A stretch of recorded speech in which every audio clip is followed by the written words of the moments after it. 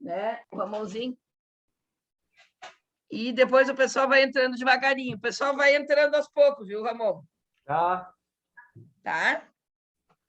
Arrasa, guri!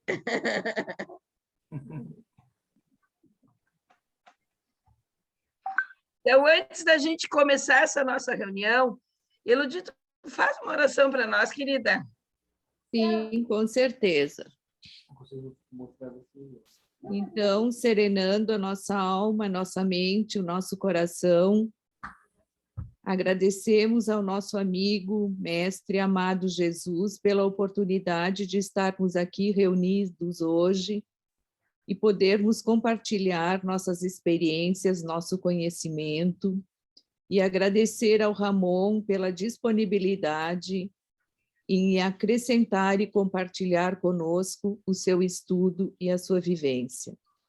E te pedimos, Jesus, nosso mestre amigo, que ilumine sempre a nossa alma, o nosso coração, a nossa mente, para que a centelha divina que emana de vós em nós sempre ilumine a nossa vida, o nosso caminho e as nossas escolhas, pautadas sempre no teu amor e no amor ao próximo. Que assim seja. Que assim seja. Bom, então, gente, hoje é um dia bem frio, né? A gente começa com um dia bem frio, nessa noite, mas quente de coração, que nós estamos com o nosso grande amigo aqui de caminhada, né? O Ramonzinho. Até eu pedi para ele como é que ele gostaria de ser apresentado. Para nós, ele é o nosso Ramonzinho, né? A pessoa que trabalhou aqui com a gente, né? E não só trabalhou, acho que ele fez uma relação muito boa com todo mundo, né? E como a gente diz, ficou presente de coração na família Pelotas, né? E hoje, bem feliz, né? Porque eu sei que o Ramon tem uma agenda bem apertada, né? E ele concordou de dar uma aula aqui para a gente hoje. E, claro, ele não quis que eu apresentasse, mas eu gostaria de dizer que o Ramon teve, assim, na verdade, um papel muito importante, né, na história da AME de Pelotas. Ele contribuiu bastante como vice-presidente, nós nos lembramos, inclusive, na reunião dos presidentes da AME em Porto Alegre, no Encontrame. O Ramon foi uma pessoa muito atuante na coordenação do DA, né? Ele estava de coordenador do DA, do acadêmico, te lembra, Elodie? Depois entrou a Mariane, né? Quando o Ramon terminou a residência. Então, o Ramon sempre teve muito atuante em todos os meios da AME aqui em Pelotas, né? Fez um trabalho muito lindo. E depois o Ramon assumiu a vice-presidência, né, da AME Pelotas, e também, né, seguindo seu trabalho carinhosamente, né, assumiu por um tempo, e depois, claro, foi para Santa Catarina, né?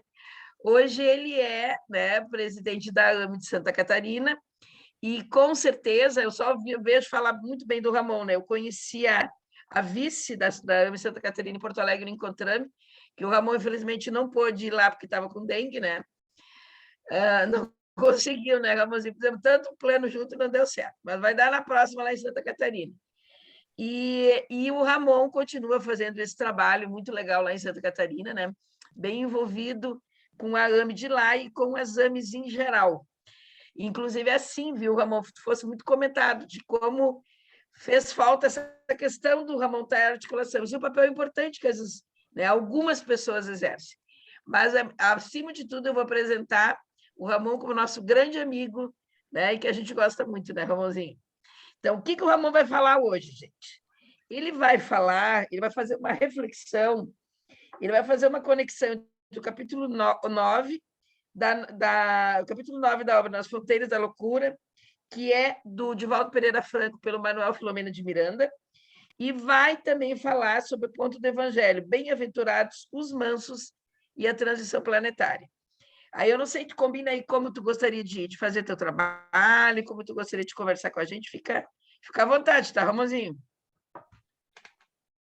Tá bom, Vera. Muito obrigado aí pela apresentação, né? E é bom estar perto dos amigos aqui pela internet e já peço desculpas por não ter podido participar das reuniões da M Pelotas, mas a gente está com um filho pequeno aqui, com o Inácio pequeno, e sempre, quando eu chego em casa, sempre tem que estar presente, né? Tá ajudando, né? E mais para frente, quando a gente se organizar melhor, a gente vai ver se consegue participar das reuniões aí que fazem tão bem para a gente, né? E sempre fizeram tão bem para a gente. A imagem que eu tava da reunião de hoje, olha só como são as coisas. Eu queria encontrar vocês todos reunidos dentro de um consultório de alguém ou da casa de alguém, porque as nossas reuniões eram assim, né? Aí vem a pandemia, e aí a gente está nesse formato online. É muito gratificante para mim receber esse carinho, porque a AME Pelotas foi um local de formação para mim, né? Formação como indivíduo adulto, como participante do movimento médico espírita, né? Teve um papel curativo também na minha saúde. Foi na AME Pelotas que eu consegui desenvolver a capacidade de falar em público, que eu tinha um certo bloqueio, né? Foi um ambiente de cura para mim também, né? Além das amizades, né? Das parcerias. Fui Eu, testemunha disso, viu, Ramon? O Ramon falava isso, agora eu vou aproveitar. Que ele tinha constrangimento. E depois, gente, nasceu esse grande palestrante, né? Que isso aí, na verdade, estava já impresso em ti, né, Ramon? E a gente acompanhou tudo isso. A Elodie deve lembrar também, né, Elodie? As mães antigas aqui, né? Acompanhamos o crescimento do Ramonzinho, né, Elodie? Foi bem legal, né? e o que eu tenho feito aqui em Santa Catarina, né? Eu moro numa cidade aqui chamada Tijucas, que fica na região aqui do raio da Grande Florianópolis, né? E a gente tem leitos de internação SUS num hospital aqui da cidade, um hospital chamado Hospital São José, que faz parte da Congregação de Redes de Hospitais Santa Catarina. E eu trabalho também com crianças no município de Itapema, um lugar chamado Doce Cuidar, que trabalha com psiquiatria infantil, apesar de ainda não ter feito psiquiatria infantil, mas pretendo fazer. A gente está envolvido com o crescimento do Inácio, né? O Inácio está fazendo 2 anos. A gente tem feito muitas reflexões aqui em casa sobre esse momento de transição planetária e a necessidade da conduta da mansidão, né? Da mansuetude. E certamente todos nós esperamos que a gente possa encontrar a Terra em um momento com menos violência, com menos escândalos, né? Onde as instituições democráticas possam ser recheadas de pessoas pautadas numa ética, né? Moral, né? Uma consciência mais lúcida, né? Então, a nossa reflexão de hoje é sobre isso. Assim, a gente vai fazer algumas interconexões entre um texto que o Dr. Bezerra de Menezes, onde o Dr. Bezerra de Menezes faz uma palestra na obra Nas Fronteiras da Loucura. Apesar do título do texto ser a problema das drogas, não é bem sobre drogas que nós vamos falar, né? A gente vai fazer algumas reflexões, então, nesse sentido, tá, Vera? Eu não sei se o formato é palestra ou Não, conversa. olha, assim, ó, Ramon, cada pessoa que fala escolhe a maneira que gosta de falar. Fica bem à Uhum. vontade, viu? Fala Sim, como te sentir à vontade. tá. Te fala aí até umas 21 e pouquinho, então? Eu acho que era interessante, né, Ramon, se a gente podia combinar. Falar, de repente, uns 50 minutos, depois deixar o pessoal para discussão, acho que era legal, né? Que é 1h30, Então, até as 22, né? vou falar até as 21h30, então, tá, Vera? Tá joia. Tá? Então, vamos lá.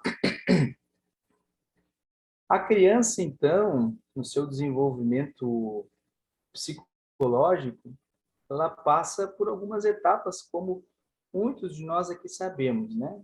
Uma das etapas que a criança passa é uma fase muito importante de autoconfiança, aquisição de autoconfiança, e de senso de autonomia, que vai mais ou menos do 0 aos 3 anos, tá? É muito comum a criança, nesse período, usar muito o não, né? A terrível fase do uso do não, as birras, as pirraças, o negativismo por negativismo, e ele começa a ter uma conduta a criança começa a ter uma conduta muito opositora, né? Essa fase é muito importante a gente enxergar essa criança como alguém que está buscando um senso de autenticidade, de individuação, quando ela deixa os brinquedos espalhados por várias partes da casa, mostrando que ali é o território dela.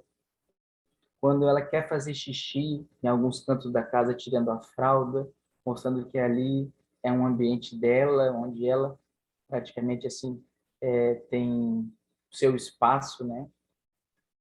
E essa criança buscando autonomia, buscando individuação, ela não precisa nesse momento ainda ser tratada como um adulto, ela não deve ter essas demandas tolhidas com falas adultas do tipo: você não é o centro das atenções, você não é o príncipe da casa, você tem que crescer, né? Ela precisa ser o reizinho naquele momento.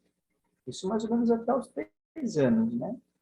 Porque isso vai preparar nela um adulto lúcido, um adulto manso. É um período de estruturação psíquica que gera um ser humano que respeita as instituições, né, com mais potencial de gerar menos dano para a sociedade. Por quê? Por quê? É nesse período que, por exemplo, o Inácio está aqui na sala brincando, aí deu 19 horas, a gente fala: Inácio, vamos tomar banho. E aí ele diz: não, Inácio, está na hora do banho. E a gente é obrigado a pegar ele pelo braço, a gente leva um bichinho se debatendo até o banheiro, gritando, chorando. Esse serzinho, esse bichinho é colocado na banheirinha. Dali a pouco aquele momento já passa, depois ele é seco, ele é cuidado. Daqui a pouco eu já estou ali lavando louça, ele se agarra na minha perna e aquele momento já passou.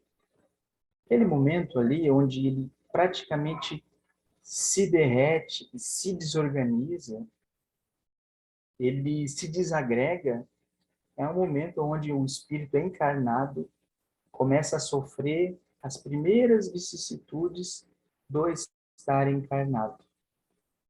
Certamente dói nele quando ele não tem uma necessidade dele atendida, aquele prazer que ele busca com a brincadeira é interrompido e ele é levado para o banho. Certamente ele tem sensações muito desagradáveis e, na maior parte das vezes, ele até tenta ser agressivo e nos bater, né?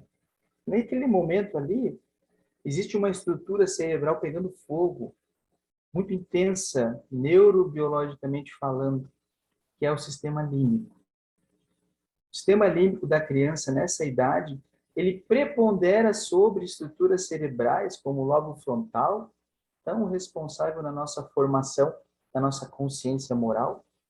E naquele momento ele é mais emoção do que ideias sensatas ou o senso de aculturação que diga para ele que é necessário tomar banho, é necessário interromper a brincadeira. E ele então é banhado por aquela influência do sistema límbico. Só que se os pais conseguem naquele momento tolerar a própria ansiedade e a própria dificuldade de ver a criança em grandes dificuldades ali, o Inácio naquele momento vai aprender que a dor passa, que a crise passa, e que depois daquilo vem um momento melhor, que é o momento onde se apazigua, se ameniza aquele sistema límbico inflamado, e aquilo vai se resolver. Isso vai dando para essa arquitetura neurobiológica um equilíbrio que faz com que, quando adulto, ele se torne um adulto que seja capaz de lidar com as próprias pulsões, as pulsões sexuais, as pulsões agressivas, que são esses impulsos primitivos que o Dr. Bezerra tão bem fala ali na palestra que ele fez no livro, onde nós ainda estagiamos no primarismo da razão. Quando a gente coloca esse limite na criança, então, onde a gente tolera aquele estado de frustração dela, a gente está contribuindo para que um futuro adulto lúcido seja capaz de tolerar e conviver com a amargura e a angústia de ser adulto e não ter as suas necessidades atendidas. Isso vai fazer com que a civilização, que é feita de núcleos familiares. Esses núcleos familiares vão dar origem às instituições, se tornem instituições onde eu tenho uma estrutura cerebral, onde a minha mente se apoia, é onde o meu sistema límbico vai ser freado. E eu vou poder exercer a primazia, que é quando o meu superego, que é onde a minha consciência moral reside, ele organiza os meus impulsos para que eu não se torne alguém que lesa os outros, e coloque os meus desejos sobre os outros, que eu não coloque as minhas necessidades mais primitivas antes das necessidades dos outros. Mas como é que eu faço para se tornar um adulto lúcido, consciente? Essa é uma escola que todos nós estamos matriculados, né? Todos nós estamos nessa caminhada. E a pergunta 100 e alguma coisa do Livro dos Espíritos diz que a encarnação é uma necessidade. Pergunta 132. Objetivo da encarnação. Qual o objetivo da encarnação dos espíritos? Deus impõe a encarnação com o fim de fazê-los chegar à perfeição. Então, essa perfeição que nós buscamos, ela passa necessariamente pelo amadurecimento do sistema límbico. Quando eu sou cuidado, e um adulto mais lúcido que a criança consegue exercer esse papel de cuidado, de continente com essa criança que se desagrega, a gente tem aí um modelo que deve ser suficientemente bom, que faz com que a criança desenvolva também a capacidade de ser um adulto que cuida, um adulto que enxerga o outro. E quando ele se torna um adulto que pode ser um cuidador, que pode ser alguém que cuida da sociedade e cuida dos outros, ele se torna um adulto lúcido, com um senso moral, capaz de viver uma nova civilização mais mansa, mais pacífica, que colabora, que não compete para devorar, mas que colabora para construir. Então, a formação dessa estrutura cerebral, chamada superego, quando ela é muito agredida por pais muito rígidos, ou por falhas nessa estrutura, eu posso me tornar um adulto que eu sempre sinto que o outro está querendo me prejudicar. Porque na formação da minha capacidade de ser um cuidador, as minhas necessidades não foram bem atendidas. Eu sinto que o ambiente é hostil, agressivo. Sinto que eu preciso lutar e defender, até mesmo atacar. Até aí está claro para vocês? Sônia, pode desativar o microfone, Sônia. Alicia também. Tá, Alicia? Sônia? Tentando, peraí. Sumiu. Até aí está claro para vocês, gente? Tranquilo. É? Bom, o Emmanuel, na obra Emmanuel, né, o Espírito Emmanuel, na obra 50 anos depois, ele diz assim, ó, quando ele era o escravo Nestório, né, começou a fazer as primeiras palestras dele nos locais onde os cristãos se recolhiam para lembrar, né, de Jesus. O Emmanuel, naquela época, sendo o escravo Nestório, ele conviveu dentro do seio de uma família romana, né? E ali, observando aquela família, e com a bagagem dele, né, de senador na encarnação passada, sabendo como aquela sociedade funcionava, né? Que sociedade era aquela, né? A sociedade do mundo cão, né? A sociedade do mundo que atropela as necessidades mais básicas, né? Da criança frágil, das mães desamparadas, né, ele disse assim na palestra dele, ó, e olha que ele foi pego de surpresa, ele nem se preparou para fazer a palestra. Uma das partes dessa palestra, né, do livro 50 anos depois, ele diz assim: se um homem é a partícula divina da coletividade, o lar é a célula sagrada de todo o edifício da civilização. Novamente, se um homem é a partícula divina da coletividade, o lar é a célula sagrada de todo o edifício da civilização. Um homem divorciado do bem e um lar envenenado pelos desvios do sentimento operam os desequilíbrios singulares que atormentam os povos. Então, por que a gente traz essa reflexão? Quando o meu superego, ele, na sua formação, lá quando a gente viu antes naquele sistema límbico que está em formação e que precisa de alguém que cuida, quando esse alguém que cuida, ele não respeitou esses mecanismos aonde o sistema límbico precisa das frustrações para estruturar o psiquismo, a partir daí já começa um problema da civilização atual, que é o hedonismo, a busca exagerada por prazer, quando eu, em vez de ser um cidadão lúcido, eu me torno alguém que parasita e que vê no outro uma forma de eu me dar bem, de eu destruir o outro para que eu ganhe. E a gente tem a origem de algumas patologias que a gente chama as patologias de contato, né? Que são as patologias que vêm dessa estruturação do superego. Então, quando o Emmanuel diz assim, lá nas catacumbas, ó, se um homem é a partícula divina da coletividade, o lar é a célula sagrada de todo o edifício da civilização. Um homem divorciado do bem e um lar envenenado pelos desvios do sentimento operam os desequilíbrios singulares que atormentam os povos. Para que eu tenha instituições saudáveis, né? E existe até pensadores falando em patologias das instituições, né? Para que eu tenha instituições saudáveis, eu preciso ter homens mansos, lúcidos. Para que eu tenha esses homens mansos e lúcidos, a encarnação se torna uma necessidade. Por quê?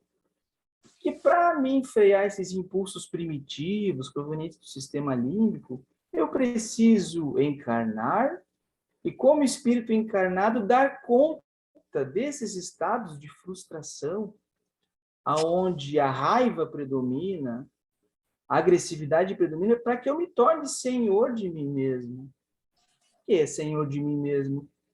Porque a experiência encarnatória ela exige não só o entendimento teórico de como lidar com a matéria, um cadinho de laboratório, ou numa siderúrgica, ou numa tese de mestrado, mas também com a minha própria matéria.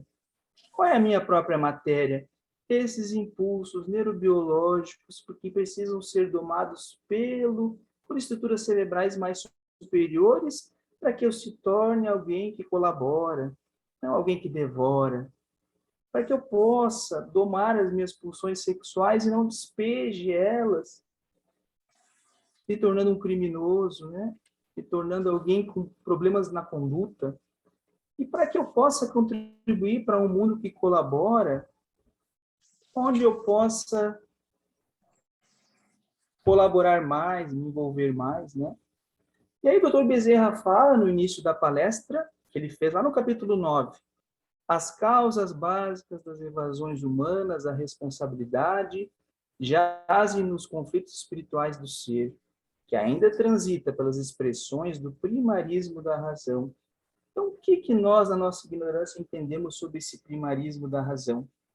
É quando eu me torno um adulto que não tem um sistema límbico amadurecido pelas frustrações necessárias, principalmente naquele período que eu falei para vocês, até os 3 anos de idade, quando eu pego o Inácio, tenho que levar ele para tomar banho, e ele tem uma crise, se debate, parece um bichinho que está sendo levado com um abatedouro, e depois dali aquela crise já melhora, depois eu já estou ali lavando louça, ele vem me segurando na minha perna, aquilo já passou. Quando eu me torno um adulto onde eu não tenho uma resolutibilidade com frequência nesse sistema límbico que ainda é desorganizado e muito preponderante, eu me torno um adulto onde eu não consigo não acelerar na BR-101. Eu tenho que satisfazer o meu desejo. Eu me torno um adulto onde eu preciso passar por cima do outro para conter a minha angústia e lidar com a minha ansiedade. Eu preciso ter reconhecimento exagerado para que eu tenha um sentimento de autenticidade numa sociedade onde eu preciso estar nos holofotes para que a minha vida tenha sentido, muitas vezes. Então, esse Inácio, que eu estou usando como exemplo, que até os 3 anos está nesse período de individuação e formação de um senso de autonomia e autenticidade, que espalha os brinquedos pela casa, percebendo que existe um ambiente que é dele, que ele tem lugar no mundo. Se ele não for o reizinho nessa época, e ele precisa ser o reizinho, ele vai querer ser um reizinho quando adulto. E aí, a gente também vai entrar nas patologias do narcisismo, né? Que também pode ser assunto para uma outra situação. Então, até aí, gente, estamos entendendo? Tem alguma dúvida? Tranquilo, Ramon. Sei se alguém tem alguma dúvida aí, pessoal. Tem mais gente que chegou aí, né? Tu me dá licença Raquel... um minutinho. Eu só gostaria de pedir para o pessoal revisar os seus microfones. Tem gente com o microfone aberto. Hoje o meu som está super sensível. Tá bom? Obrigada. Acho que a Raquel quer falar alguma coisa, né, Raquel? Não, ela levantou a mãozinha. Só que eu disse sim, bem entendido, muito bem explicado.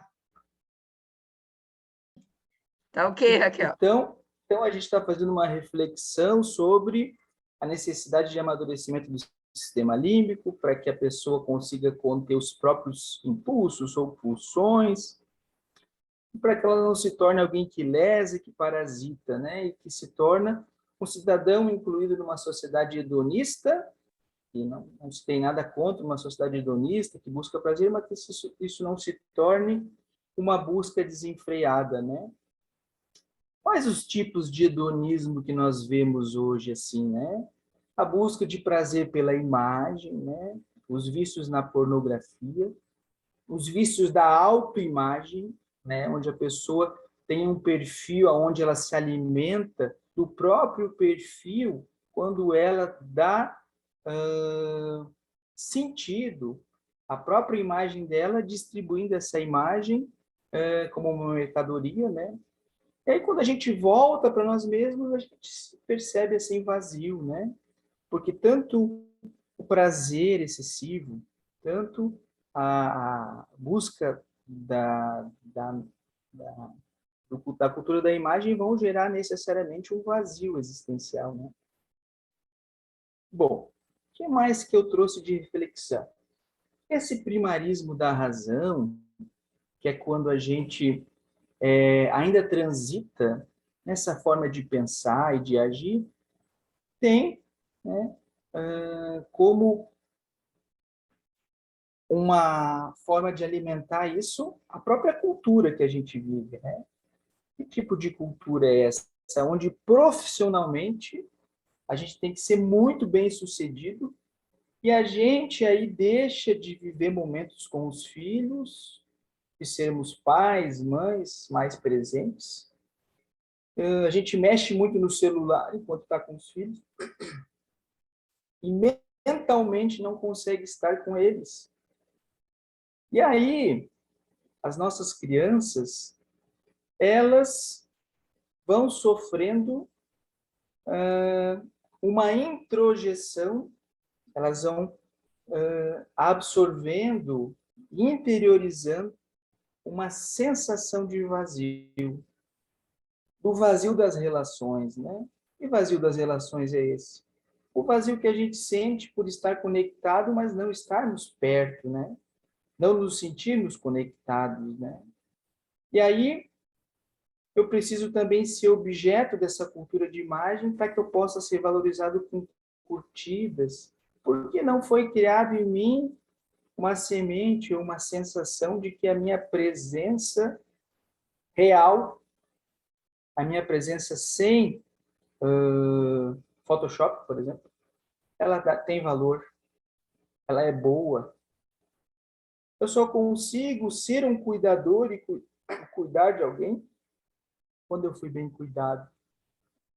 O potencial de ser um cuidador e de cuidar da família, da sociedade, das instituições, eu só desenvolvo esse ser lúcido e capaz de ser alguém manso se eu fui bem cuidado na minha casa, pela minha família, pelos meus cuidadores, né? E agora que eu estou atendendo bastante em psiquiatria infantil, como eu estava dizendo para vocês, como a gente percebe, assim, crianças agitadas, crianças com sintomas de ansiedade, e os cuidadores se revezam e nenhum exerce definitivamente o papel de pai e mãe. São famílias nucleares com grandes deficiências, assim, onde a criança não tem uma estrutura continente ou alguém que possa suportar os próprios desafios dessa criança que precisa de uma estrutura que contém as demandas que ela mesma traz, né? Então, o que a gente está vendo? Que nesse mundo de regeneração, onde a natureza não dá salto, é impossível, dentro da prática, eu imaginar uma civilização sem guerras, sem trapaças, sem corrupção, se dentro da minha casa e da minha família eu não tentar ter mais lucidez, eu não tentar ser menos competitivo e mais colaborativo na minha casa. E a gente está vendo também que isso passa pelo amadurecimento de estruturas cerebrais necessárias, porque na pergunta 132 do Livro dos Espíritos, a encarnação é necessária mesmo para os espíritos que sempre fizeram o bem. A dor da frustração que a encarnação causa nos nossos desejos, ela é necessária para a nossa estruturação como espírito imortal. Uma outra reflexão que eu trago para vocês, então, é assim. O texto do Dr. Bezerra, na palestra do capítulo 9, fala sobre drogas, mas o nosso foco aqui hoje não é droga, mas também droga. Por quê? Porque se eu não entendo que a formação no planeta de regeneração passa... Vem cá. Passa pela formação de estruturas cerebrais na criança, aonde essas estruturas cerebrais vão conter aquele espírito delinquente, aquele espírito que coloca os seus desejos na frente dos desejos da coletividade, eu vou estar teorizando uma regeneração planetária que nunca vai sair do papel, que nunca vai se tornar realidade. Por quê? Porque isso começa dentro de casa, não começa com uma palestra para muitas pessoas, nem com uma teoria muito bem escrita. Isso começa na prática em casa. Mas nós nos endividamos, nós criamos contas e situações que nos roubam esse tempo. E estamos muito perdidos, preocupados, que as nossas crianças vão crescendo, buscando o nosso olhar no parquinho enquanto nós mexemos no celular. Buscando esse espelhamento que gera a capacidade de identificar no outro o outro, e nós vamos criando uma civilização onde não desenvolve o sentimento da alteridade, do se importar com o outro. Vocês podem ver nas rotatórias, o que acontece nas rotatórias, aquela rotatória ali da Baronesa. Se você chegar ali meio descuidado, você vai bater o carro. Por quê? Porque ali fera come fera. O mundo cão está ali muito concreto. Então, frear os nossos desejos, chegar na frente, sermos os primeiros, de termos aquela satisfação que o cartão de crédito promete, é fundamental para que a sociedade progrida. Como nós não somos modelo, mas nós estamos buscando essa tentativa de nos alinharmos a isso, esse período que o Inácio está vivendo, que é quase 2 anos, está nos fazendo ler bastante, também atender bastante criança. Então, nós estamos nesse momento de reflexão, porque é o que nos cabe agora, né? Tentarmos sermos pais mais compreensivos, mais entendidos da psicologia da criança, né? Outra questão que nós vemos assim é que, se até aos 3 anos, esse reizinho que começa a dizer não, e a terrível birra dos 2 anos, se esse reizinho não foi criado como um reizinho, como um príncipe, ele precisa desse reconhecimento, ele não vai desenvolver uma confiança básica que vai criar ele, tornar talvez ele um adulto mais criativo, com voz, e que não dependa da opinião dos outros para ter uma voz e um lugar de fala.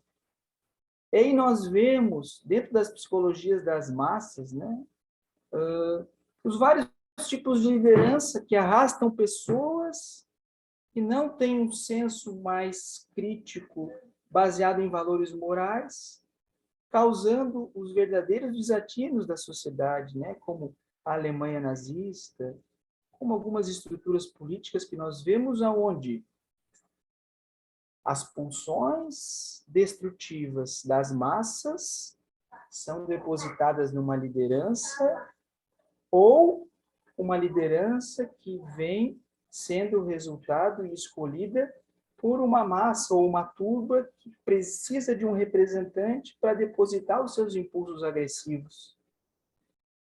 E aí também nós vemos outra coisa, nos movimentos religiosos, as pessoas se afastando dos movimentos religiosos, das associações médico-espíritas ou das ligas espíritas, porque o movimento de massa faz com que a pessoa perca a autenticidade dela, porque ela se torna mais um que tem que pensar como todos pensam, e aí vai ficando monótono, vai ficando chato, porque se eu pensar um pouco diferente, eu já não me identifico com a causa, eu já não me identifico com aquele ideal de pensamento.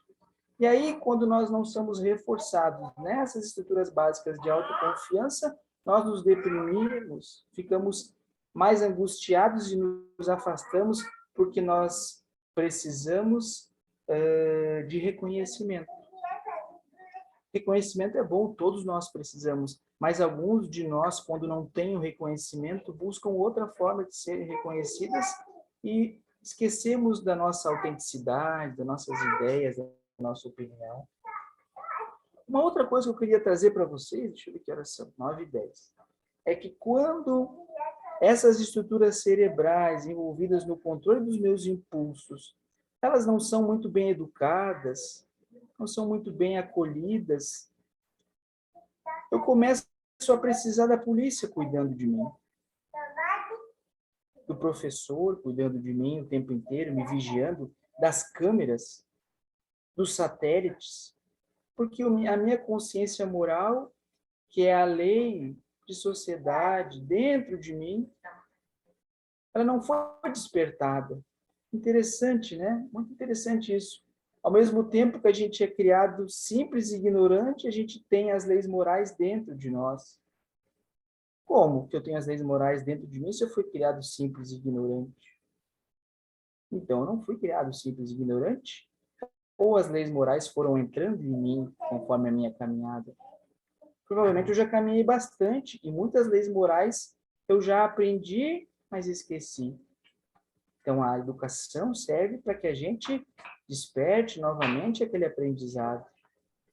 E quando a criança precisa de um adulto mais lúcido ou como algumas correntes psicológicas suficientemente bom, que possa dar para ele aquele ambiente de crescimento, ele se torna também alguém que é capaz de cuidar do planeta, de cuidar de um mundo de regeneração, não fazendo com que fique só na teoria das tribunas espíritas, o mundo de regeneração, mas sim, na prática do feijão com arroz, do dia a dia, essa teoria tão bonita não se torne uma promessa onde estamos falando do mundo de regeneração, mas as bombas nucleares estão armadas, as invasões estão sendo feitas, E aí a gente torna um movimento espírita ou qualquer movimento religioso um movimento muito monótono, porque a raiz das coisas é a encarnação, é o espírito encarnado,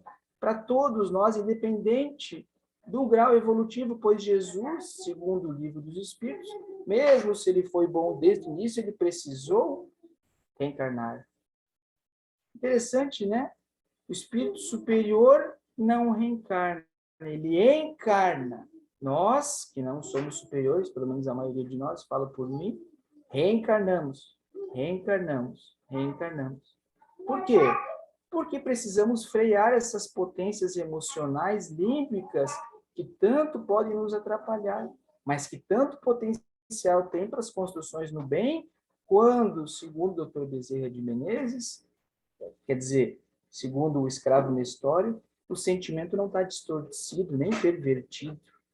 Quando a raiva se transforma em energia construtiva, social, quando se torna uma vontade de contribuir como um todo para as instituições públicas ou privadas, quando essas energias que nos trouxeram lá dos nossos antepassados animais, em forma de sobrevivência, se transformam em um Homo sapiens colaborativos ou um Homo sapiens harmoniosos, que possa perceber que as oportunidades de destruição podem ser construtivas.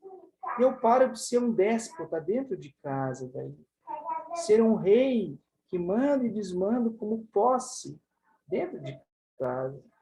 Eu posso começar a ver daí nos nossos exemplos, como o Dr. Bezerra de Menezes, alguém que se tornou poderoso pelo exemplo, mas que não tinha pretensão nenhuma com isso. E simplesmente era arrastado pela sua consciência para que não cobrasse consultas quando a pessoa não podia pagar. Alguém onde o coração batia forte, quando surgia diante dele a necessidade de cuidar de alguém, antes dele pensar, às vezes, no cuidado dele mesmo. É claro que nós sabemos que isso pode degenerar em patologias, onde a pessoa cuida tanto dos outros e não se cuida. É claro que nós sabemos que isso pode se tornar uma forma de viver onde a pessoa não olha mais para si, mas nós sabemos que não existe um caminho mais seguro e certo do que alguns exemplos que nós temos. Mas que esses exemplos, eles não podem ficar no campo teórico, senão nós nos aproximamos dessas teorias, de tanto falar delas e nos aproximarmos dela, nós acabamos nos identificando tanto com ela que acabamos achando que somos parte dela. Tiramos nossos pés do chão e viramos verdadeiros neuróticos. Não podem pensar por si, não podem errar, não podem ser autênticos, porque existe um ideal de ego ou de personalidade que se torna algo muito idealizado, muito distante de nós. E aí nós perdemos a nossa essência, nós perdemos quem somos. E aí fica tudo muito monótono, porque todo mundo tem que ser Chico Xavier, né? Teresa de Calcutá, Bezerra de Menezes. E aí nós elegemos verdadeiros líderes e ideais de líderes que, na verdade, são depositários dos nossos desejos de crescimento, mas que essa deposição nos faz, às vezes, criar com eles uma simbiose muito primitiva, onde nós não nos desgarramos dessas ideias para trilharmos o nosso próprio caminho, como se fosse aquela díade, aquela simbiose da mãe e do filho, tão necessária, mas tão importante, uma figura ali que possa amenizar aqueles laços, tornando uma terceira pessoa, onde é enxergada e vista lá na criança ainda, bem infantil. Gente, eu estou me estendendo. Já vamos encerrar por aqui a reflexão, tá? E acho que por hoje era isso que eu tinha para falar. Tá bom? Obrigado pela atenção de todos e vamos continuar conversando, então. Bom, eu vou começar o assunto que eu achei bem interessante que que tu colocasse hoje, e tu sabes que eu tenho enfrentado isso como pediatra lá no consultório, né? O pessoal deve estar acompanhando aí, a Ju também que tem criança, o João, né? Criança pequena, nos colégios tem tido muita agressividade, foi muito comentado, saiu no Diário Popular, inclusive assim, com crianças comparecendo ultimamente, as crianças armadas no colégio, com faca, né? Com faca, agredindo os outros, saiu bastante. Eu acabei pegando um caso lá no consultório, né? De um pai que foi lá e uma mãe muito revoltados, né? A mãe cobrando muito. Mas, assim, o que eu senti? Tu falasse, eu lembrei bem isso, assim, a questão de desarmonia entre os próprios pais. Os dois, inclusive, separados, e um brigando com o outro, foi uma confusão muito grande. E eles cobrando, na verdade, uma atitude do professor e da instituição. Então, o que eles falaram? Isso foi até, inclusive, hoje.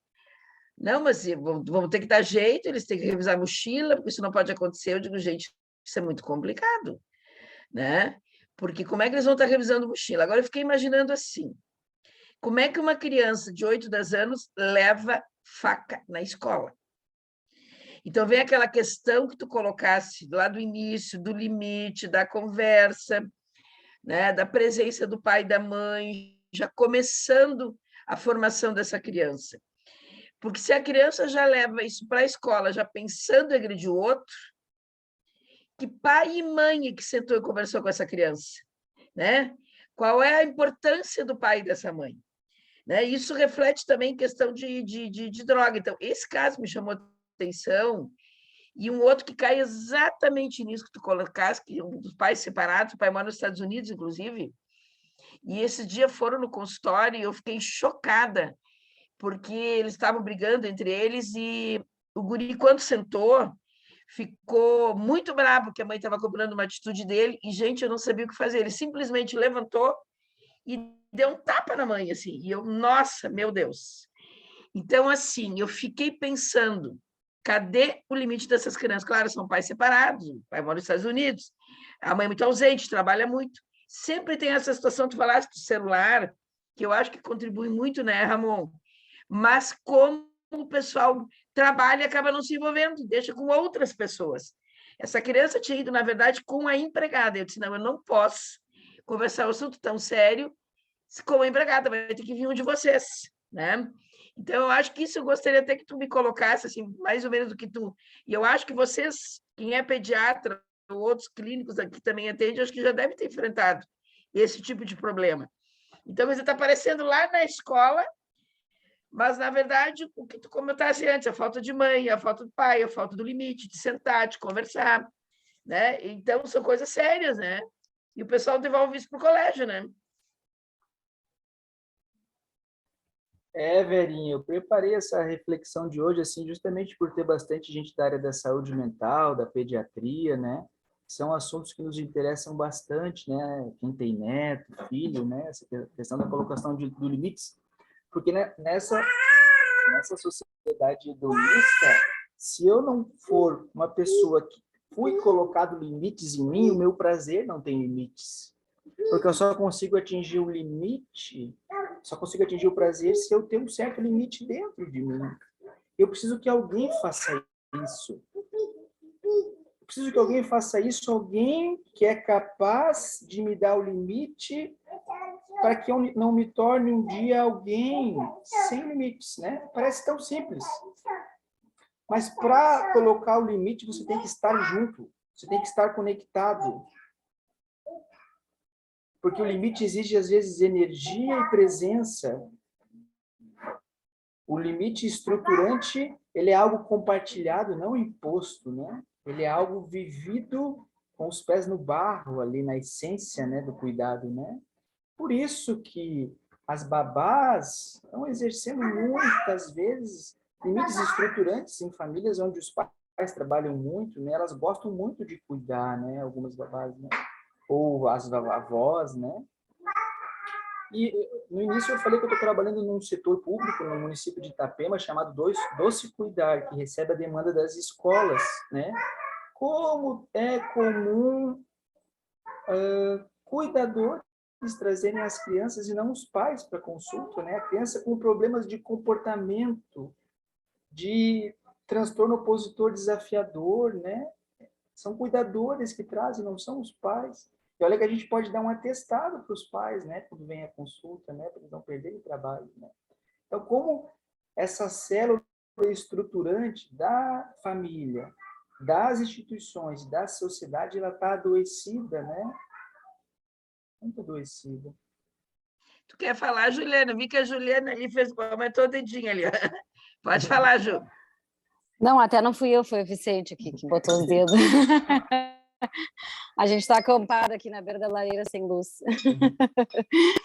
Mas, não, já aproveito para hoje até, e eu fiquei pensando também, Ramon, na questão de não sei se existe esse termo de patologizar, sei lá, de criar tudo como se fosse uma doença, né? Então, hoje eu atendi uma mãe lá na faculdade que assim, até as alunas viram que ela queria que o filho fosse autista, assim, né? Ela tendenciava todas as respostas e para que se fechasse esse diagnóstico.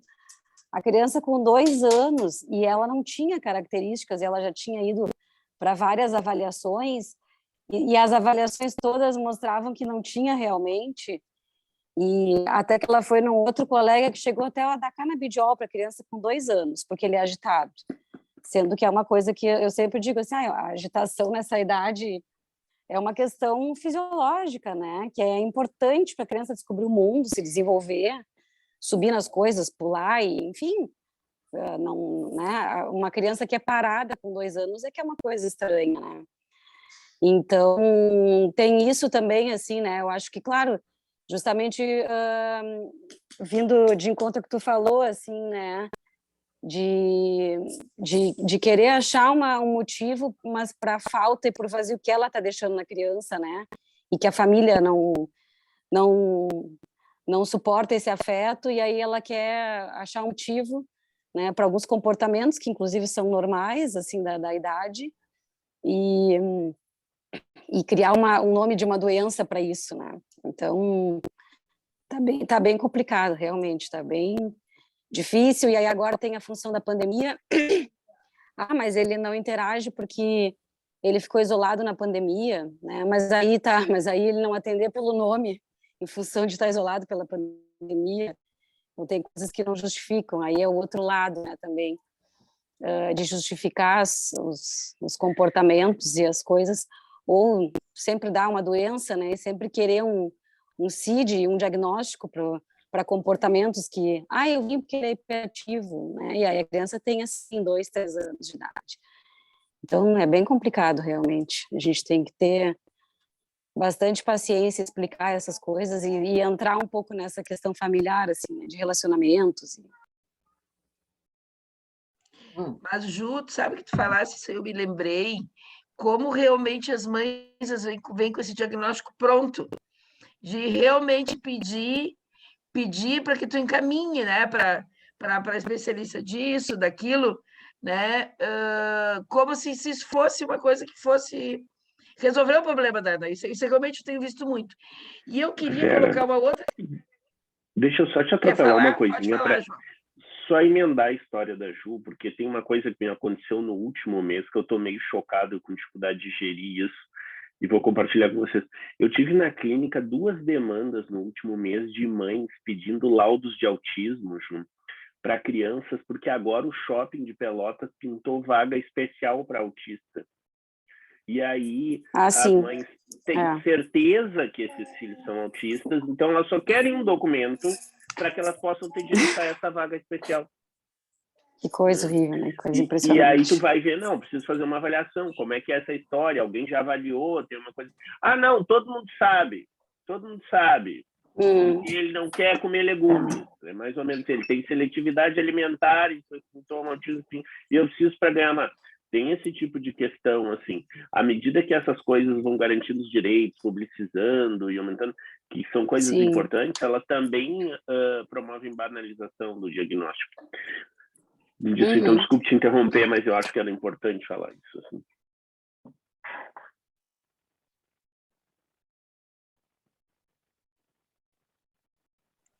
Alguém quer comentar mais alguma coisa? Bom, outra coisa que eu gostaria de colocar é isso do autismo. Eu vejo muito no... Oi? Deixa eu só complementar um pouco o que os colegas falaram. Pode falar, fica à vontade, Ramonzinho. Tanto a agitação, né?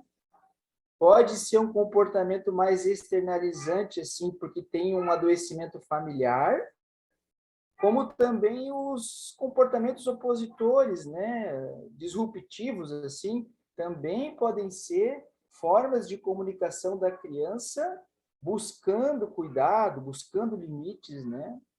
Como é importante uma equipe multidisciplinar avaliar antes da gente, que é médico, já medicar, né? A equipe multidisciplinar é muito importante isso, né? Sabe, Ramon, que tu falaste da família, eu sempre fico pensando também de uma outra coisa desse limite estruturante, que são os ambientes de violência que as pessoas vivem.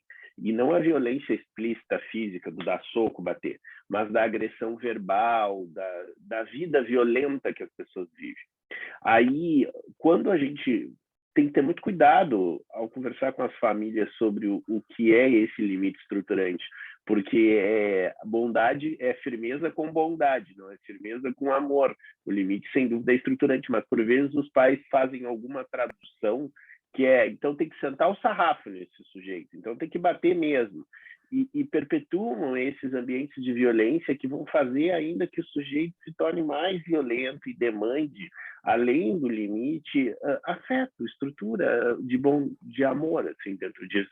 Né? Então, fico sempre pensando de como isso chega, assim, nas pessoas. Eu achei interessante, por isso que eu trouxe aquela parte do Emmanuel ali, né? Primeiro, ele viveu numa sociedade romana hedonista e belicosa, né? Depois, como Nestor, ele observou o movimento de uma família tradicional romana e falou ali nas catacumbas, como Nestor, né? Aquilo que ele falou da família, né?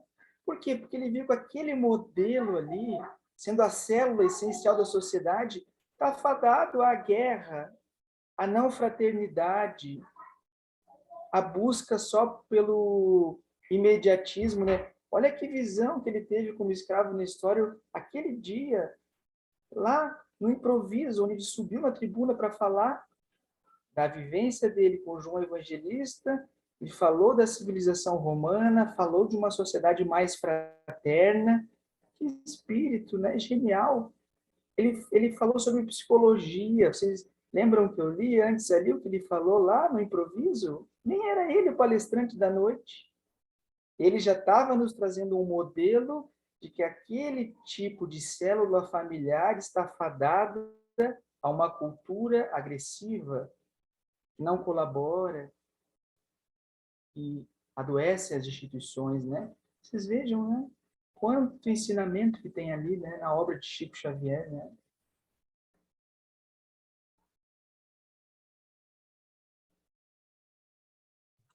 Sérgio? Sérgio.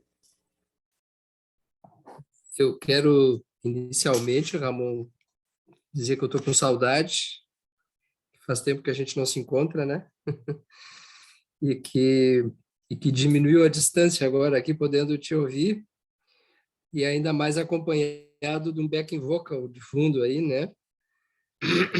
Que parece que está bastante animado aí e trazendo bastante alegria aí para a família, né? Eu quero dizer assim o seguinte, que eu vou ter que sair também um pouco mais cedo, a gente também já teve que sair, deixou um beijo para ti, e eu queria assim te cumprimentar pela importância do tema, né? E também porque resgata na tua fala, eu acho que é uma questão importante que assim, a sociedade hedonista e narcisista ela sempre foi, né? Mas nós nunca ultrapassamos ainda essa etapa, nós estamos ainda estagiando nesse mesmo nível, hoje com instrumentos que amplificam essas questões, né? Então, os instrumentos narcísicos do mundo que a gente vive são muito poderosos. Então, isso fez uma caixa de ressonância nessas características que já são próprias nossas, né? A grande questão é conseguir transformar isso em significado existencial, né? Tu falou bastante dos limites, e eu concordo contigo que os limites que realmente são eficazes são aqueles que são derivados da presença afetiva, né? Quando a gente realmente está presente onde a gente está, na convivência, seja na família, seja no trabalho, enfim, os limites eles vão se impondo meio que ao natural, assim, porque existe o que a gente chama em doutrina espírita de uma força moral. A força moral não vem através do comportamento, ela não nasce no comportamento, ela nasce na experiência afetiva, na riqueza afetiva, na riqueza dos vínculos. Aí é que se estrutura assim o componente moral, né? Que se reflete, obviamente, no comportamento. Então, eu acho que assim é muito importante isso, principalmente no momento que a gente vive, assim, que tantos sintomas relacionados, chama atenção esse aumento do autismo, né? Isso não parece apenas uma questão biológica, parece ter um substrato emocional no ambiente onde a gente vive, onde a comunicação afetiva se empobrece na medida do aumento da instrumentalização. Enfim, fiquei pensando num monte de coisas aí, na medida que tu foi falando, né? E deixo um grande abraço para ti, um abraço também para todos aí da AME Santa Catarina, a Mariana, Sérgio, o Inácio. Obrigado, Sérgio. Tu acredita, Sérgio, que eu estava com uma imagem de que eu ia encontrar todos vocês no mesmo lugar? Só porque as nossas reuniões eram assim, né? Depois que eu me situei. Sérgio, eu vou até contribuir ali que tu falasse do autismo, e eu não sei se eu comentei isso com a Juliana, realmente o autismo aumentou muito. Lá no Congresso Gaúcho de Pediatria que eu tive em Gramado, e foi falado pelo Renato Coelho, que trabalha muito com autismo, realmente, ele disse que era antes, na verdade, 1 para 1000. A Juliana pode até nos ajudar nisso aí. E que agora está 1 para 50. E realmente, viu, Sérgio, os fatores ambientais, e até colocaram que a questão agora da pandemia piorou muito, função de isolamento, ausência de pai, ausência de mãe. Então, isso realmente piorou. Agora, realmente aumentou. Porque perguntaram muito isso lá, viu, Juliana? Se tinha aumentado ou não. E ele mostrou os dados e aumentou assim, assustadoramente. Não é aquela ideia, porque eu nunca vi tanto autista que nem hoje no consultório. Então, realmente aumentou, né? Eu fico pensando que eu tenho acompanhado muitas situações de famílias, né? E uma pergunta que eu faço e que deixo assim como uma forma de... Olha ali. Olha, Mariana, viu só? Tem bastante cabelo esse menino aí, que legal, hein, amor? É. E aí, Marcinho?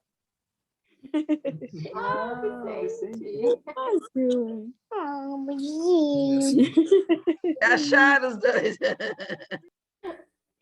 Oi, Nazinho. Oi, gente. Olha, amigo. Olha ali, tá fazendo xixi.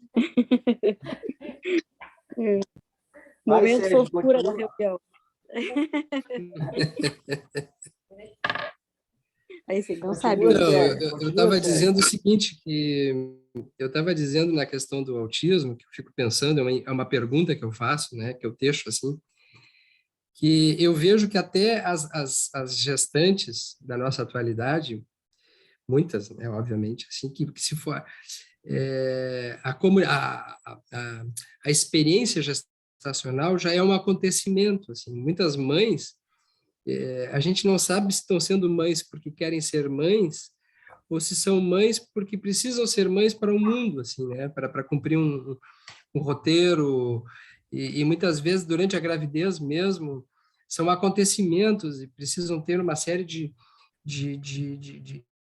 recompensas para isso. Então, eu fico me perguntando se essas crianças já não nascem com uma falha primária da empatia, em função de uma experiência defeituosa que vem desde um ambiente onde a sociedade não está preparada para oferecer para a mulher, para o homem, um substrato de qualidade de vida rica, afetiva, aonde quando a gente olha na natureza, quando as fêmeas, existe todo um processo natural muito intenso, e a minha sensação é que isso está fragilizado, assim, que isso está esvaziado, que isso está rarefeito, né?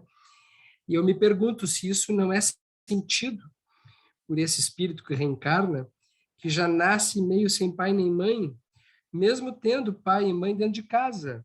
Mas às vezes é uma presença tão pulverizada, tão esfarelada, que não dá consistência, não dá coesão, não junta o psiquismo poroso que vem, né? Porque os casais são porosos, são fragmentados, são pulverizados, né? Então a impressão que me dá é que não é por acaso, não é à toa que esses diagnósticos estão aumentados aqui, porque o substrato emocional do mundo que a gente vive é um substrato quase virtual, né? Ele é muito baseado numa imagem, ele é baseado numa experiência rápida, fugaz, escorregadia, rápida e sem substância, sem gosto, sem cheiro, sem toque, sem experiência material. A experiência material, nós nascemos no mundo físico para viver as experiências materiais intensas das emoções, do contato, do tato, do sinestésico, né, do olfativo, do gustativo. Isso são experiências tão importantes que é a que dão coesão no psiquismo. Se nós não tivermos isso, a gente entra numa espécie de uma virtualidade e fico me perguntando o que isso possa ter a ver, né, com esses diagnósticos aumentados, principalmente relacionados aos transtornos de desenvolvimento.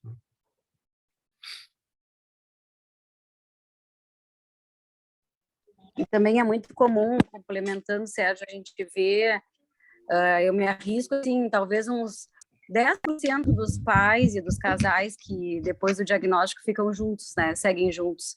É muito comum a gente ver depois sua mãe com essas crianças, né? Na verdade, já eram relações frágeis, assim, né, fragmentadas, e que é um estopim, assim, um motivo para que haja separação e que os pais, em geral, caem fora, né? É muito difícil a gente ver um pai abraçar, assim, a causa junto com a mãe e ter toda aquela rotina do tratamento, né?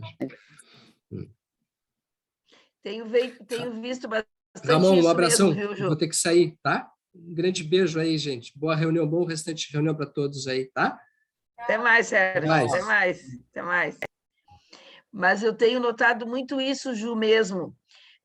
Que engraçado, né? Eu vejo com autista e também paciente com síndrome de Down. Realmente o pai e a mãe não seguram mesmo, né? E eu não sei, parece que é uma necessidade de dizer que aquela criança tem problema, talvez até para justificar a dificuldade da criança, a dificuldade de enfrentar a situação, né? Porque, na verdade, é a ausência de pai e de mãe lá no início, né? A impressão que a gente tem, na verdade, né, Ju? Eu queria também aqui, Ramon, sabe que uma coisa que tu falou, e eu vou ter que falar, porque a gente vê isso muito lá na faculdade, né? Quem trabalha na faculdade como aluno vê isso. Tu falou uma coisa muito importante, Ramon, da questão do vazio da imagem, né? Que a gente vê muito, né? As pessoas, eu vejo muito lá os alunos, principalmente no início, vendem muito aquela imagem maravilhosa na internet, né? E quando tu vai ver, são, na verdade, assim, é uma realidade completamente diferente. Nós tivemos agora na pandemia, Ramon, 2 casos consecutivos de suicídio de alunos nossos, né? E houve, claro que surgiram outros problemas também, mas foi bem no meio da pandemia, né? E uma das coisas, assim, tu falou isso, eu fiquei me lembrando até dessas pessoas, todos os 2 moravam muito longe, né? Então, não sei se isso influenciou ou não sei como é que era a relação, mas eu fico pensando assim, o quanto é importante lá desde o início a continuação dessa relação. Me lembrei do último até, que eu fiquei assim, muito chateada quando esse gurizinho cometeu suicídio, porque ele tinha passado por mim lá no SAI, eu fiquei me questionando, nossa, como é que eu não vi? Só que a gente sabe que essas coisas são muito complexas, né? Mas depois a gente vai ver, né? E ele vendia uma imagem de uma pessoa que estava bem, né? Porque a gente foi checando, a Ju talvez lembra que estava lá, esse último colega, não posso estar nome até por respeito também, né, e ética, mas aí tu vai checar, ele tinha, não, o colega dele de quarto, aparentemente ele estava bem, saiu de noite, né, e aí cometeu suicídio, foi lá no Laranjal, mas eu fico pensando assim, vendi uma imagem de uma pessoa feliz, e na verdade ele estava completamente vazio, sabe, me marcou muito isso que tu colocasse, eu vejo isso muito na nossa adolescência, viu, Ramon? Acho que é importante a gente discutir isso. Eu não sei quem atende adolescente também aqui. O próprio João atende bastante também, né, João? Podia ver se atende esse tipo de paciente no consultório, mas isso me chama muito a atenção, sabe? É interessante. Uma brincadeira. Né?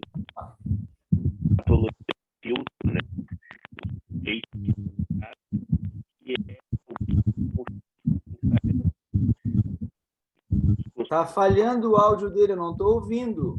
Tá falhando, João. Agora. Tem gente. Estão melhor agora? Ótimo. Então, tem gente chegando nos consultórios das dermatologistas, dos cirurgiões plásticos, dizendo, olha, eu quero ficar igual a eu fico no Instagram com esse filtro. E essa vida de edição, onde todos são felizes, onde todos são maravilhosos, que ninguém tem espia, que ninguém tem estria, que ninguém é careca, não tem cabelo branco, fica aparecendo como referência. E alguns psiquismos mais frágeis olham isso e pensam, não, mas eu tenho todos esses problemas, então a minha vida é a pior do mundo, frente a esses que são todos felizes, todos magros, todos lindos, todos sem espinhas. E aí isso é um gatilho de depressão bem profundo hoje na adolescência. Achar que aquilo que está ali é vida real.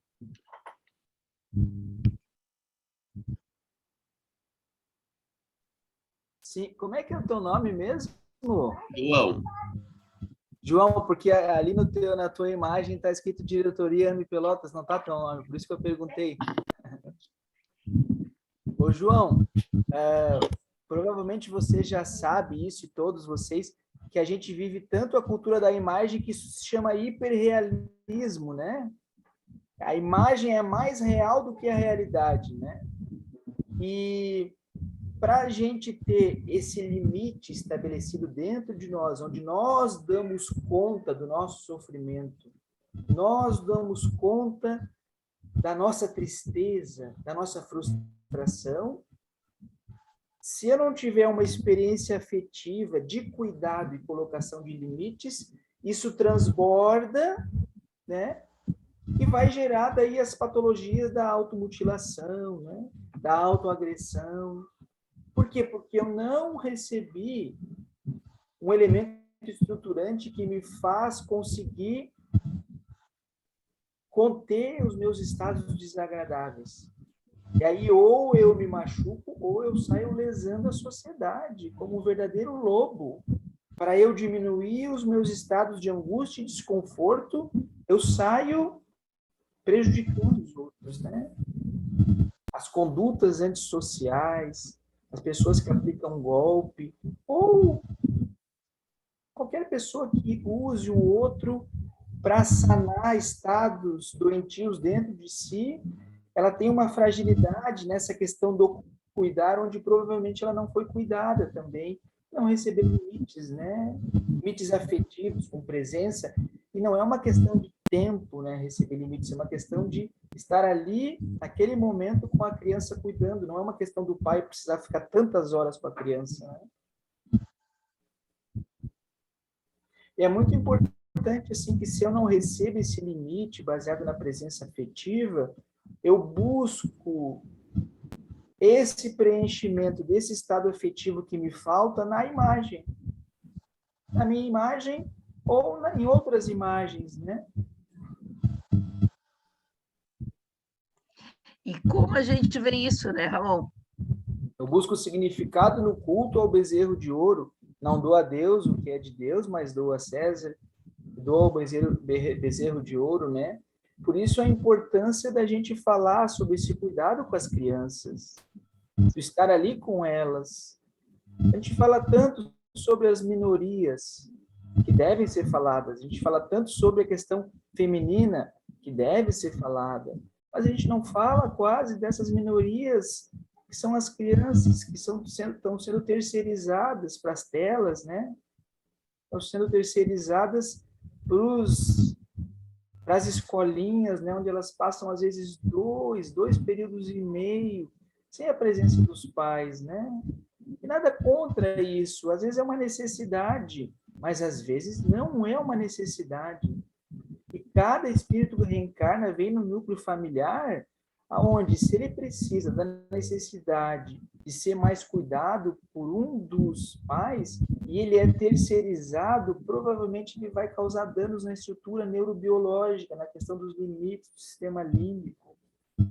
Porque nós colhemos os estados psicológicos oriundos dos nossos passados escandalosos. Então, eu reencarnarei num ambiente onde eu vou vir com aquele déficit que vai me gerar um problema de conduta, né? Um problema de distorção do sentimento, né? Tudo são coisas que a gente pode conversar numa outra vez, que são coisas um pouco assim mais complexas, né? De serem faladas assim de forma mais geral, né?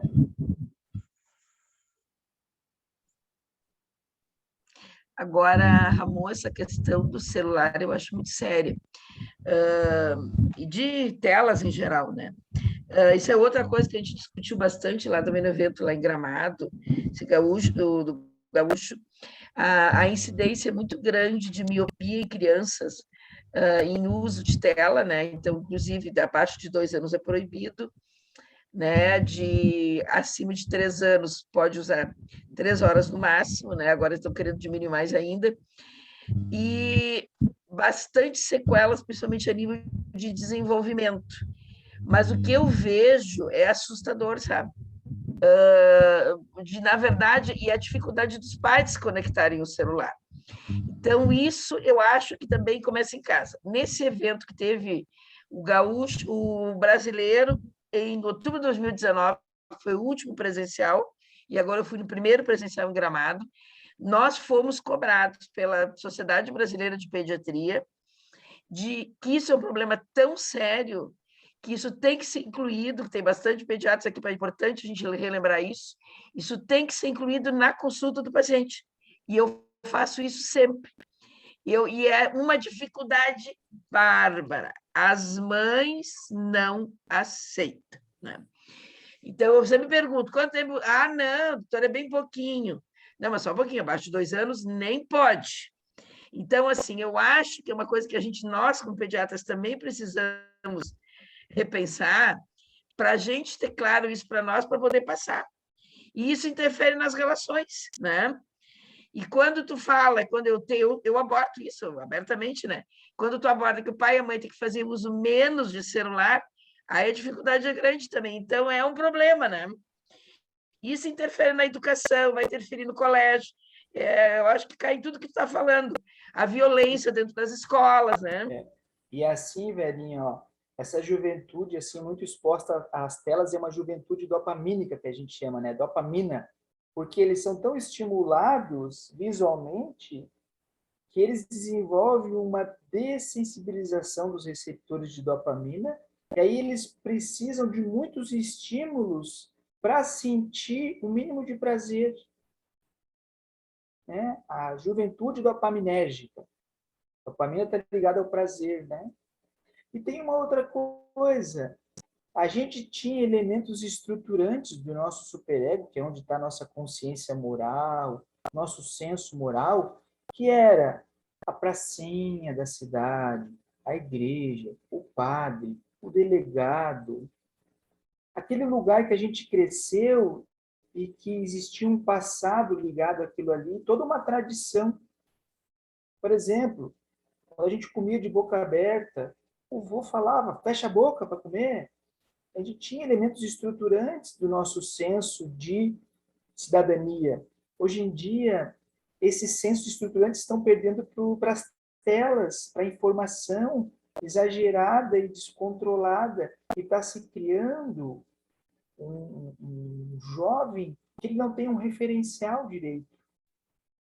Por quê? Porque afetivamente ele está desligado do núcleo por causa que ali ninguém se entende, todo mundo trabalha muito, ninguém fica junto com ninguém. e aí ele vai receber esse elemento estruturante de uma cultura midiática da imagem, aonde vai dar problema. Mais ou menos deu para entender? Perfeito. Deu sim. Ah, Flávia aí. Olha a Flavinha aí. Oi, Flavinha. Estão me ouvindo bem. Se cortar a internet, me avise. Eu acho que o Ramon foi fantástico, essa reflexão, bom demais. Acho que isso tem pano para muito papo, né? Mas agora o Ramon falou que falta tempo. E eu vejo que essa nossa sociedade atual, tão desestabilizada como está, em todos os eixos, vamos dizer assim, né? Mas a gente está falando dessa parte infantil, adolescente, do desenvolvimento, da violência, né? Parece que falta tempo para todo mundo, né? A impressão da gente no trabalho, no consultório, ouvindo os pais falando, principalmente, falta tempo. As mães não têm tempo, já estão correndo porque estão atrasadas para engravidar, porque a sociedade exige esse mercado de trabalho, que a mulher tem que estar bem colocada, então estuda, especializa, faz mestrado. Quando ela viu, já tem 40 anos e ela está atrasada. Talvez ela já nem consiga mais engravidar, né? Eu ouço isso direto, assim, mulheres 42, eu estou pensando, doutor, agora em nenê. É uma situação horrível, porque eu falo, meu Deus, não sei se vai dar, vamos lá, vamos tentar, mas é essa correria, essa falta de tempo, essa falta de presença, né, gurias? Os pais, cada um corre para um lado, quem cuida da criança é a babá, é a funcionária, é a escola. Sabe que essa semana me chamou a atenção 2 professoras num estado emocional, as coitadas, terríveis, dessa história da violência que está na sala de aula, da falta de respeito, não se pode falar mais nada, tudo é motivo, sabe? Para uma confusão, para um pai vir reclamar, para a criança botar o dedo no nariz da professora, se perdeu o respeito pelo ser humano, sabe? E eu nem sabia, uma me contou que agora, bom dia a todos, não se diz mais todos, né? É todes, porque é a todos e a todas. Então, como isso pode ser uma referência de preconceito, né? Então, eles usam todes. E tu não está falando nem da menina, nem do menino. Gente, onde é que a gente anda? Ela estava, assim, uma professora de português, ela disse, doutora, a nossa língua portuguesa está sendo deturpada por um problema emocional da sociedade, né? E olha, a gente fica, o Gurisa ficou apavorado, eu fiquei com uma pena dessas 2 professoras, porque assim, matando um leão por dia, não são as crianças, elas chamam os pais, porque as crianças são um reflexo do que estão vivendo em casa, né? Ou do que não estão vivendo. Então, que fase difícil, né? Nada por acaso, eu falo isso, mas eu sou sempre muito esperançosa, né? A lei da destruição e a sujeira, como o Divaldo fala muito, né? Quando a gente vai fazer a faxina na casa e começa a levantar as coisas e tirar do lugar para limpar, fica tudo uma zona, né? Uma bagunça. E acho que o nosso planeta está passando por essa limpeza, né? Então a gente olha, parece que está tudo bagunçado em todos os ângulos. Mas a gente tem que, né? Eu fico me cobrando no nosso grupo, nas nossas escolhas, nos nossos estudos, como é que a gente pode colaborar, né? Sendo ouvido, ajudando como a gente pode, né? Ou com a caminhada, com o exemplo, porque é um momento bem difícil mesmo que a gente está atravessando, né? Mas vai passar. Então, queridos. Interessante que isso que a Flávia falou, o Dr. Bezerra também fala na palestra dele lá no capítulo 9, que a gente vive um momento de muita problematização, e essa problematização deixa a gente um pouco confuso. Se problematiza muito, Claro que se tem que problematizar para gerar discussão, debate, mas algumas coisas não são necessárias e geram um desgaste, um cansaço, uma falta de foco. Se quem tiver a oportunidade de ler a palestra do Dr. Bezerra, lá no capítulo 9 da obra Nas Fronteiras da Loucura, é muito interessante. Ele faz um apanhado geral assim, dessa questão de limites. Né? Já até li, muito boa a tua abordagem, Ramon.